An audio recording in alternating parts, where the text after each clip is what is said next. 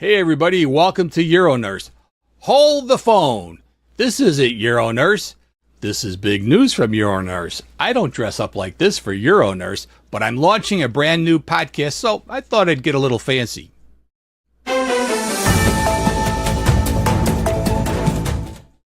That's right, folks. UroNurse News will be streaming live on StreamYard, YouTube, Facebook, LinkedIn, X, and Kick. And it's coming to you every Monday through Friday, 5 days a week. And at 9 a.m. Central Time, 5 days a week. Can't get too much of us, can you? Well, can't join us live? No problem. All of our episodes are available on demand at our new website. That's right. Our UroNurse News will be on our UroNurse website. You click the link, it'll bring you right over there. Or you can put it in yourself, uronurse.com/news with a capital N. And you can watch us then anytime, anywhere, on demand. What a beauty of a website, huh? UroNurse News, your go-to source for the latest in urology, health, headlines, clinical updates, and more. Now, mark those calendars. It all starts on August the 4th. That's our launch day. And that's no coincidence, by the way. You know, we're celebrating 3 years of UroNurse. It started on August the 4th, 3 years ago, by taking our commitment to urologic education to the next level. So I hope you'll join us every day starting August 4th for UroNurse News. Credible, current, and clinically sharp, just like I am. It's news worth your time.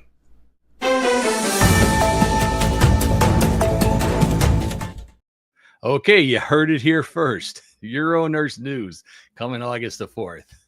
So what do you think? Good idea? Great idea? I'm crazy. I think it's great. I think it'll be interesting to see how it takes off. I hope everybody who joins us routinely can take a look at it for sure. Yeah, of course, being completely retired, not having to go into an office anymore, I have more time on my hands, but I'm always reading these news articles that come through from urology sources. And I got the idea, it might be more fun if it was something that you could, watch a little episode. So these are all like 5 minutes or less snippets, so they're not really long. But I'm going to take a commitment and make it Monday through Friday. So I'll try my, threads as a newscaster, news anchor. Yeah, you look pretty sharp there, Vic. Yeah, I lost the tie and jacket for the show. I like to hear them, especially with this heat. We got the heat coming through, so definitely much nicer. So glad you could join us because I thought it'd be fun. I see we got some comments coming in from our group here. Lots of good mornings today. Stormy Chicago. Good morning to Susie Swain. Diane from Seattle and Katie from Illinois. Welcome to Illinois. I'm sounding like now I'm really sounding like now you don't live here. So. I don't live here anymore. I can ruin the name. Well, thanks. How have you been watching these sexually transmitted disease updates that we've been doing for the last 3 weeks? Yeah. I thought it's really a nice review, so it kind of filled in. The summertime is not our heaviest viewership, so I thought, well, something that would be useful to have, especially something people would probably watch later on. And this one just fit perfect. So they're 3 in a row. This is the last one, so let's roll it right now.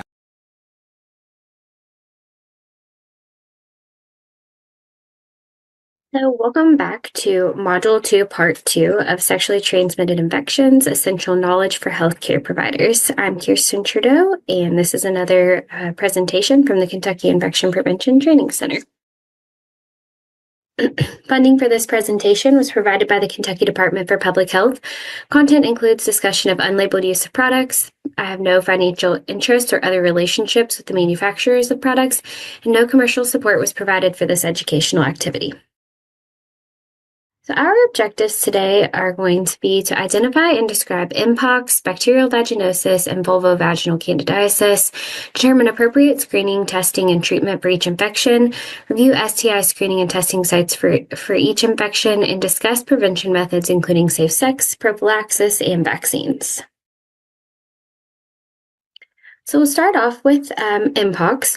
So this is caused by the monkeypox virus, which is an orthopox virus. And in May of 2022, there was an outbreak of clade 2 Mpox with person-to-person transmission. Clade 1 is historically more severe, and clade 2 is historically less severe. And this not just through sexual contact, it is spread through other means. So this is why it is important. It is important to do a thorough sexual history, but also a travel screening with all of your patients. Incubation of Mpox is 1 to 2 weeks. They are not contagious at that time, but does require monitoring for up to 21 days. And this is just a nice graph from the CDC, kind of showing the different cases, or the cases of Mpox since January 1st, 2024. So you can see that there are a total of 90 locations and 61 locations with only clade 2, 12 locations with clade 1, and 18 locations with both clade 1 and 2. So Mpox signs and symptoms, so they may have a prodromal symptoms like fever, malaise, headache, sore throat, cough, lymphadenopathy, just generally not feeling well. But then more characteristically is this vesicular pustular rash that you can see here in the pictures on the right. Diagnosis for Mpox involves testing with a PCR analysis. So they get samples from an active lesions or infected areas on the body. It is very important not to unroof these lesions when you are getting a sample. It's not necessary for an adequate sample, and also there's too many risks with transmission when unroofing these Mpox lesions. So you can see here the progression of these lesions. They'll start as macules, papules, moving to vesicles and pustules. And then by day 7 to 14, they start to crust over. And then by day about 14 to 28, they are healed. And it's important to note that patients with Mpox are contagious until the scabs are healed and new skin is present.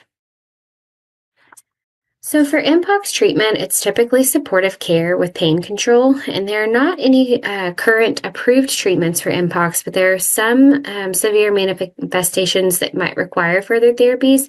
The CDC does have some interim guidance available on this, but it is important to note that Mpox is not a lifelong condition. Now, to prevent Mpox, there is the Jynneos vaccine, which is a 2-dose vaccine available, protects against Mpox and smallpox. So who should get this? Anyone who has an increased risk or exposure to someone with Mpox, a sexual partner with Mpox, any gay, bisexual, or other men who have sex with men with a history of STI in the last 6 months, or if you have more than one partner. Anyone with having transactional sex, any large or commercial event or an area with Mpox virus transmission, if someone is attending one of those events or traveling to an area like that, traveling to a country with clade 1 outbreak and planning for activities of increased risk or any occupational risks. Also to note, if you have recovered from Mpox, vaccination is not recommended. So bacterial vaginosis, we'll move on to BV. So bacterial vaginosis is a type of vaginitis. Vaginitis can be caused by many different things. It's not necessarily an STI, but it can be associated with sexual activity. So BV is a type of vaginitis where there's a disruption of the normal microorganisms like the hydrogen peroxide and lactic acid producing lactobacilli in the vagina. So some of the anaerobic bacteria start to come in high concentration. You'll see G. vaginalis, Prevotella species, Mobinucleus species, and A. vaginae. It is the most common cause of vaginal discharge. It's associated with sexual activity, higher prevalence during menses, and there is an increased risk of other STIs. So BV diagnosis would include a gram stain or wet mount prep of vaginal specimen. Would also use the AMSL criteria, would be used for clinical diagnoses, which would, the criteria for this is homogeneous discharge on the vaginal walls, looking thin or milky, having a pH of the vagina greater than 4.5, having a positive whiff test, and at least 20% clue cells. And below in this picture, you can see an example of a clue cell. Treatment for BV is metronidazole, 500 milligrams orally 2 times daily for 7 days, or metronidazole gel, 0.75%, 1 full applicator intravaginally once a day for 5 days, or can do clindamycin cream, 2%, 1 full applicator, 5 grams intravaginally at bedtime for 7 days. There are also some alternatives if those are not an option, which you could refer to the CDC STI treatment guidelines for that. So bacterial vaginosis, is it an STI? So as we discussed, there are many different things that can cause vaginitis. And with bacterial vaginosis, it is really difficult to treat and not have a recurrence. And so this article recently came out in the New England Journal of Medicine on March 5th, 2025, discussing male partner treatment to prevent the recurrence of bacterial vaginosis. And so we just want to be really careful not to classify bacterial vaginosis as an STI as a result of this article. While it may seem that it is associated with sexual activity, by treating the male partner, that likelihood of reoccurrence did go down in this particular study, but it was a small study, and I think more research needs to be done, and we just need to be careful when we refer to this as an STI, because it kind of creates a stigma around bacterial vaginosis, where someone may not have had bacterial vaginosis due to sexual activity, and may have people less likely to seek treatment for this if it is classified as an STI. Vulvovaginal candidiasis, we'll move on to this. It's typically caused by Candida albicans, and it can be caused by other Candida species as well. But 75% of women will have 1 episode, and about 40 to 45% will experience 2 or more episodes. And some signs and symptoms include external dysuria, vulvar pruritus, pain, swelling, redness, fissures, thick, curdy vaginal discharge. Diagnosis can be clinical plus a KOH wet prep or a culture. The KOH wet prep would show budding yeast, hyphae or pseudohyphae, and you can see that in the picture below. And then a culture would show yeast species. You can see here that the treatment for vulvovaginal candidiasis there are lots of many recommended regimens for this, which are over-the-counter intravaginal agents. So I won't go through all of that, but there are all of these options listed. Some things to know about these creams is they could weaken diaphragms and latex condoms when using these creams. And if it is severe, it may require more intensive treatment. So if it's a non-albicans candida, treatment's difficult, and you'll want to follow the CDC STI treatment guidelines for next steps, including all of the other reasons for vaginal symptoms. With pregnancy, only topical azoles for 7 days is recommended. With persons with HIV, while Candida colonization is higher in HIV-positive women, treatment does remain the same. Now, management of sex partners. So for uncomplicated cases of vulvovaginal vaginitis, usually they're not sexually transmitted, but the caveat for this would be any male partners with symptoms. So if they're having balanitis, erythematous glands of the penis, plus pruritus or irritation, they could benefit from some topical antifungal treatment for that symptomatic treatment. And I'm not going to go too far into human immunodeficiency or HIV in this module because we have 3 separate modules on our website that does a deep dive into HIV.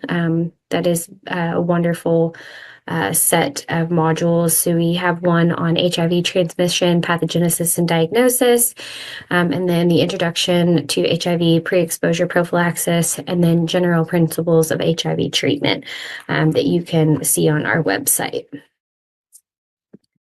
But just to note, the HIV screening recommendations, these are also from the CDC, laid out by women, pregnant women, men who have sex with women, men who have sex with men, and transgender and gender diverse persons.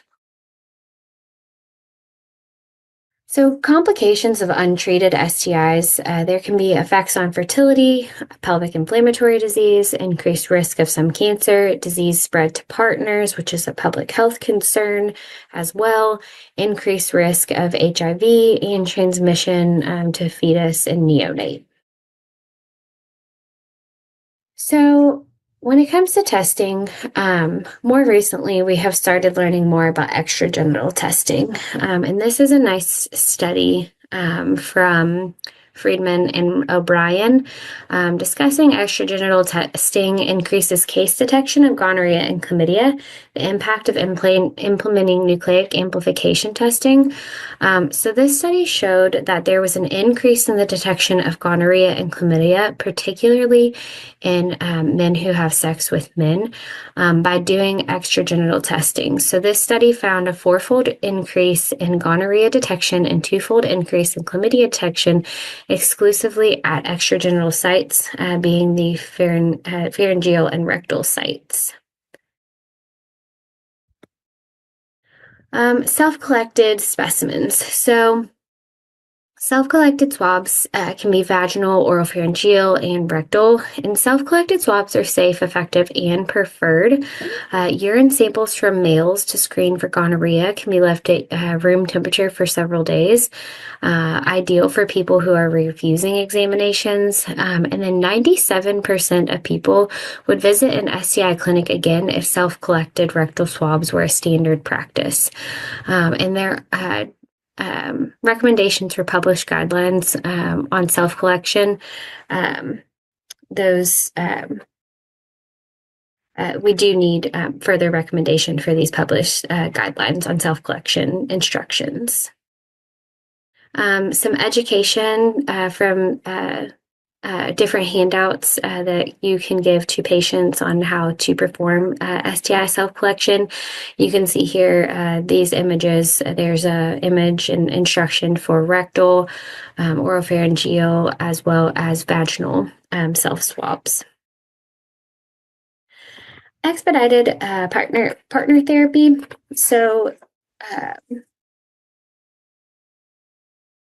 for expedited partner therapy, or EPT, this is a clinical practice to treat sexual partners of infected patients, specifically with gonorrhea and chlamydia. So prescriptions are provided to the patient to take to their partner, and the healthcare provider does not have to examine the patient first. And this prevents reinfection and further transmission. And this is particularly useful for the treatment of male partners in a relationship with a woman who is positive for gonorrhea or chlamydia. So is EPT legal in my state? So you can see that almost all states that EPT is permissible, with only South Dakota, Kansas, and Oklahoma being potentially allowable. So definitely check your state regulations when it comes to EPT, but it is certainly effective in reducing the transmission risk if it is permissible where you live. Other prevention strategies would be abstinence, vaccination like hepatitis B and HPV, reduction of sexual partners, so limiting that sexual network that we talked about, screening routinely, having mutually monogamous relationships, protection, using condoms correctly every time, knowing your status and the status of your sexual partners, and then the use of PrEP and DoxyPrep as appropriate. So what is DoxyPEP? DoxyPEP is the recommended population for use is gay, bisexual, and other men who have sex with men and transgender women, having a history of one or more bacterial STIs. Those who have not had an STI may still benefit if they have an increased risk of infection. You also would have to do follow-up visits every 3 to 6 months, HIV screening every 3 months, gonorrhea, chlamydia, and syphilis screening every 3 to 6 months, and you would provide enough doses based on frequency of sexual encounters. So when you're providing DoxyPEP to prevent STIs, you would discuss DoxyPEP with those who would benefit most. You offer and write a prescription for the patients to self-administer 200 milligrams of doxycycline within 72 hours after sex, with enough doses to the follow-up visit, and offer DoxyPEP in the context of comprehensive sexual health approach. And so this DoxyPEP has been proven to reduce the risk of some STIs for some gay, bisexual, and other men who have sex with men and transgender women. Of course, if there is an allergy to Doxy, that is a contraindication, which you would want to follow up with the infectious disease specialist to determine if there is an alternative. So key takeaways here, screening can capture asymptomatic infections for treatment. Self-collected testing is proving to be effective and preferred in many cases. Extragenital testing is capturing more positive cases at different sites which may have not been otherwise detected. And left untreated, many STIs can have detrimental implications. There are also more prevention strategies than just abstinence, which I think is very important when you're talking to your patients, educating your patients, having that open, judgment-free conversation when you're trying to figure out what prevention methods and strategies will work best for them. And at the end of this module, I just want to pull all of this together to say that having open, judgment-free, bias-free dialogue with your patients is going to lead to the best sexual health for your patient and the best outcomes. So taking the time to have those conversations, asking questions when you don't understand something, being open and non-judgmental to the things that they are telling you, and providing all of the options for prevention to them instead of just saying abstinence or condoms. All of these things will improve the sexual health of your patients. And these are my references. And feel free to follow us on social media. And thank you for joining for this module. There we go. We've now completed everything you should have to know about sexually transmitted infections. I thought there's a few things in there that was interesting. Have you ever heard of the whiff test? No. Yeah, of course, I had time to look it up while we were listening to the show. And actually, you take a sample from the vagina with a swab and put it on a slide, and then you add potassium hydroxide to it, which was what they did to look for the other thing. And then you smell it. And if it smells fishy, that's positive for vaginitis or whatever that was. Vaginosis. Thank you. Hey, you learned something new here on UroNurse. I did see some questions or some comments come in, and I saw a lot of people that have joined since the show started. So you may have missed the big announcement. I told you it was starting. So Katie wanted to know what time, because she missed what time it was going to be on. So for those of you that don't know about it, let me see if I can bring up the real quick here. I try to share. Yep, here we go. So there's the website. Hopefully you can see that. And so launching August 4th. Do you realize that we've been doing this for 3 years? Isn't it crazy? I mean, it was like a crazy idea that we kind of sat down and started talking about and decided, I said, somebody will help me. And you and Andrea volunteered. And 3 years ago, we got this thing rolling. I've learned a lot. Yeah. And I've heard that from a lot of people, a lot of feedback about how much they learn. They use it to study for certification. So UroNurse isn't going anywhere. I love putting this on every week. So looking forward to a lot of great episodes in the future. But I decided, like to start something new in case you're new and didn't catch the morning. It was a new website, UroNurse News. It's part of UroNurse, so it's on the UroNurse site. It will be anyway when I get off the show today. I'll make that active. So you'll be able to read more about it and see what's coming up. But you'll also see what's going to be playing every week because it's going to be one of these things that I'm going to have a little 5-minute news show. And as you can see me up there in that suit coat, I'll be dressed a little fancier than I am right now to put on this show. But just covering all sorts of, mostly urology, but all sorts of medical things. There's a lot of interesting stuff going on out there. If you don't keep up on it, it's going to leave you behind. So we'll share all those stories.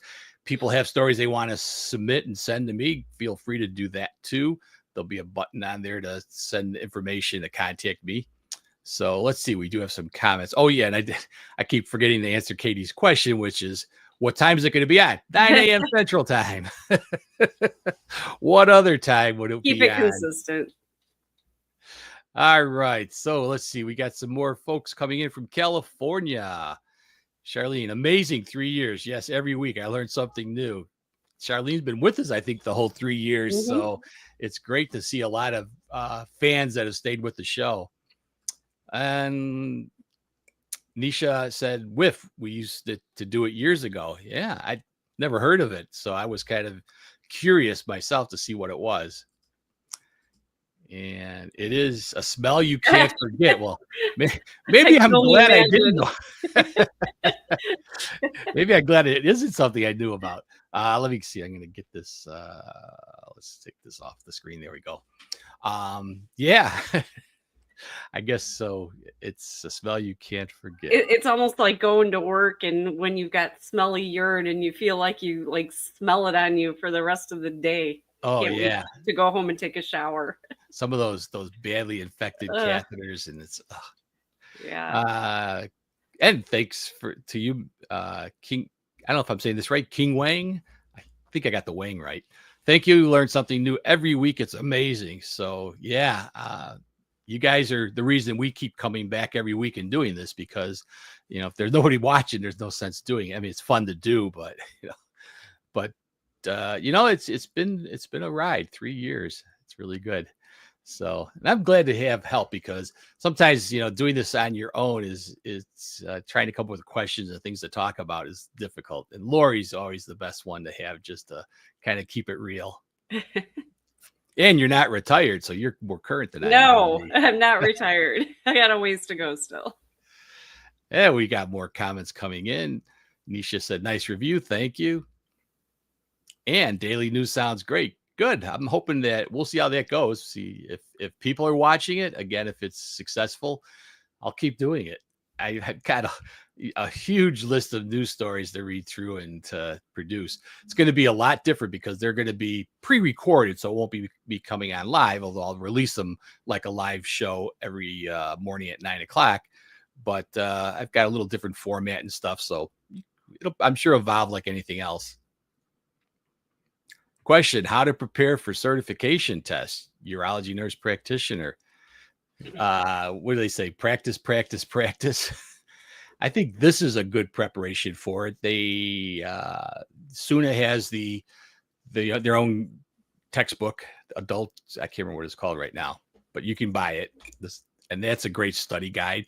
They also offer some study guides on, taking the test. Now, Lori and I both went through not the nurse practitioner side of it. We took the RN, CURN. And Lori, what did you do to prep for it? Oh boy, that was a long time ago when we did it in paper and pencil. I think that just going over, it's almost like when you're in school to get your NP or nursing or what have you. I think that just constantly asking questions and answers, questions and answers, questions. And they do review pretty much everything. Physiology and anatomy was big. I'm trying to think of if you've been in urology for a while, chances are you're going to do pretty good because if you're specialized in it, I think that's why they have those. I think they still have the rules. You should be in urology for a year or what have you. They have some criteria that you have to meet, but Whew, a lot of praying, I guess. I don't know. Prayer is always good.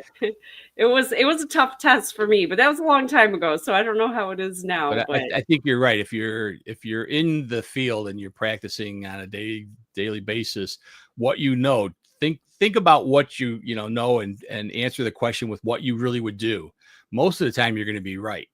And my whole trick to taking tests, and I'm actually I think a pretty good test taker, is I make my decision, I put it down, and I never go back.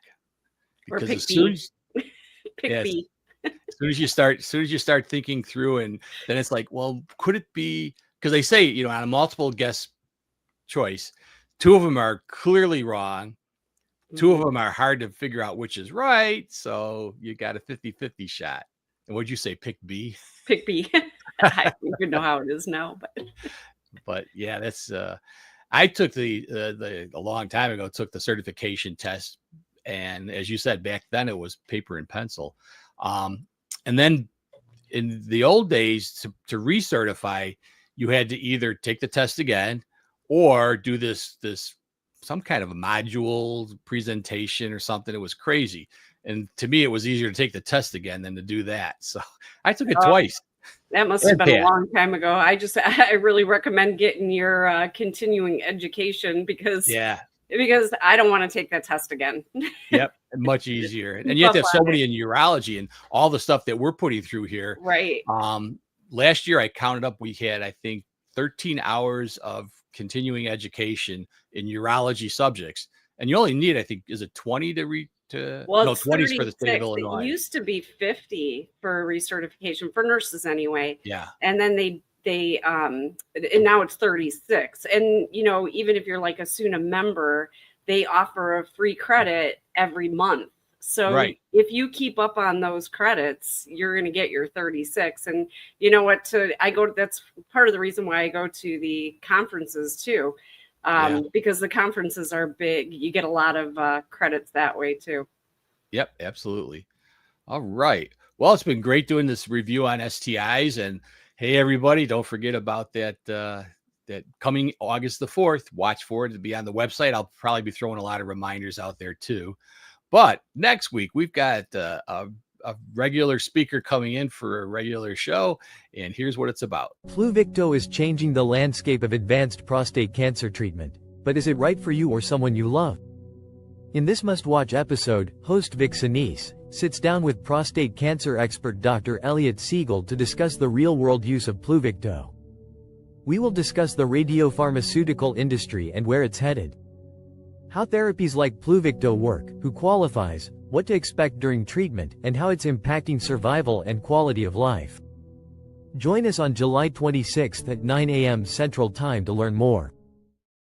So there you go. Have you heard of Pluvicto before? I've never heard of Pluvicto, so that'll be interesting. Okay. Makes me feel better because there are so many products that are coming out down the line right now that it's just amazing to try to keep up with it. So I've been getting a lot of speakers on a lot of new things that are out for prostate cancer treatment. So good stuff to watch.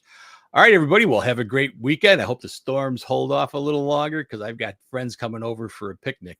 So otherwise, hopefully see you next week, Lori. And the rest of you, sounds good. See you next week.